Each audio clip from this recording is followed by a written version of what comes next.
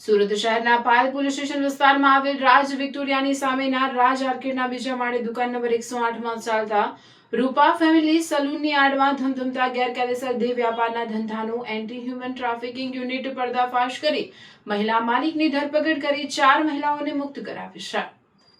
Police commissioner તથા સંયુક્ત police commissioner ક્રાઇમના માર્ગદર્શન હેઠળ ક્રાઇમ બ્રાન્ચની ટીમે બાતમીના આધારે રાજ આર્કેડના બીજા માળે દુકાન નંબર 108માં ચાલતા રૂપા ફેમિલી સલૂન પર રેડ કરી ધમધમતા દેહ વ્યાપારના ધંધાનો પર્દાફાશ કરી કાર્યવાહી હાથ ધરી। પોલીસ તપાસમાં સામે આવ્યું છે કે દુકાનની માલિક રૂપાલીબેન પવન જોગેન્દ્રનાથ બિસ્વાલ છેલ્લા 3 વર્ષથી પોતાની દુકાનમાં ગ્રાહકો મોકલનાર એજાઝ ખાનને એજન્ટ તરીકે રાખી એકબીજાની મદદગારીથી 4 મહિલાઓ પાસે ગેરકાયદેસર દેહ વ્યાપાર કરાવતી હતી। રેડ દરમિયાન દુકાનમાંથી રોકડા ₹11,800, 4 મોબાઈલ ફોન તથા અન્ય દસ્તાવેજો મળી કુલ ₹43,800નો મુદ્દામાલ કબજે કરવામાં આવ્યો છે।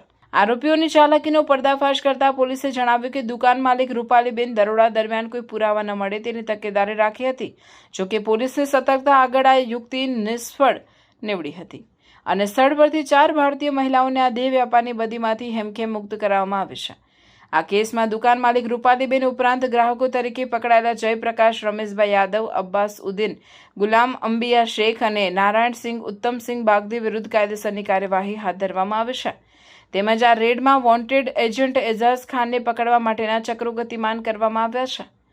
પકડાયેલા તમામ આરોપીઓ વિરુદ્ધ ઇમરોલ ટ્રાફિક પ્રિવેન્શન એક્ટ 1956ની કલમ 3, 4, 5, 7 તેમજ ભારતીય ન્યાય સંહિતા 2023ની કલમ 142(2) 54 મુજબ ગુનો નોંધી આગળની તપાસ પાલ પોલીસ સ્ટેશનને સોંપવામાં આવે છે।